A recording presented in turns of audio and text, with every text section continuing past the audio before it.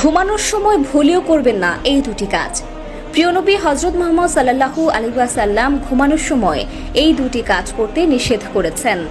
আজকের আধুনিক বিজ্ঞানও প্রমাণ করেছে ঘুমানোর সময় এই দুটি কাজ করলে মারাত্মক ক্ষতি হবে, এমনকি মৃত্যুর মতো ঘটনাও ঘটতে পারে। প্রিয় নবী তার উম্মতের জন্য কতই না সুন্দর জীবন ব্যবস্থা রেখে গিয়েছে, তারই এক প্রমাণ দিয়েছে আজকের আধুনিক বিজ্ঞান। তো চলুন বেশি কথা না বলে জেনে নেই ঘুমানোর সময় কোন দুটি কাজ করা নিষেধ এবং বিজ্ঞানীরা কি প্রমাণ বের করলো প্রিয় নবীর নিষেধ করা এই কাজ দুটি থেকে। চলুন জেনে আসি।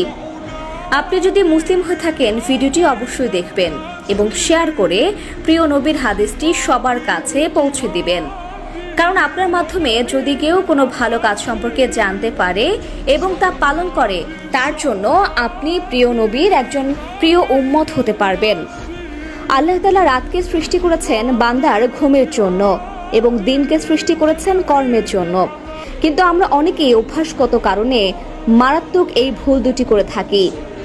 1 নম্বরে প্রিয় নবী ঘরের লাইট বন্ধ করে ঘুমাতে বলেছেন। লাইট জ্বালিয়ে ঘুমানো কতটা মারাত্মক ভুল চলুন জেনে নেই। প্রিয় নবী বলেছেন, রাতে আলো জ্বালিয়ে ঘুমালে তোমাদের শরীরের ভেতরে এমন কিছু বিশেষ পার্টস রয়েছে যা কাজ করা বন্ধ করে দেয়, এমনকি মস্তিষ্কে নেতিবাচক প্রভাব পড়ে।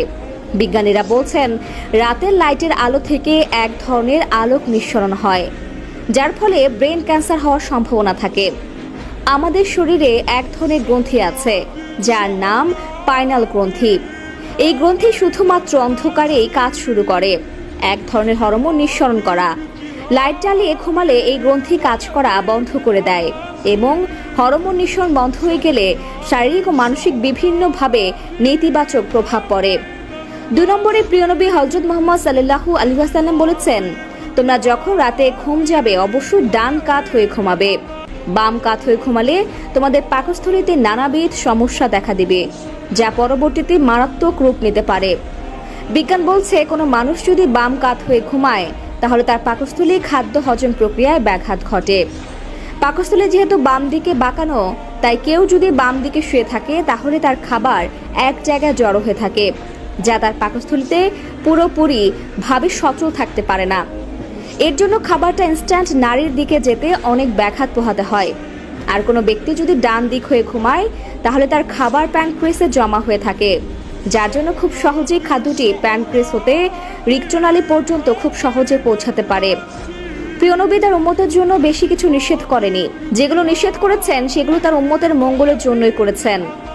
প্রিয় নবীর প্রত্যেকটি কথাই আজকের এই আধুনিক বিজ্ঞান প্রমাণ করে দিচ্ছে। সুবহানাল্লাহ।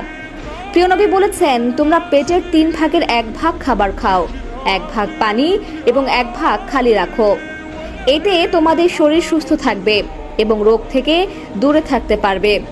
বিজ্ঞানীরাও একই নিয়মের সাথে মত দিয়েছে। 3 নম্বর কারণটি হলো বেশি কথা বলা যাবে না। প্রিয় দর্শক, যারা অতিরিক্ত কথা বলে তাদের হায়াত খুব তাড়াতাড়ি ফুরিয়ে যায়, তাই যত কম কথা বলবেন আপনার জন্য ততই ভালো।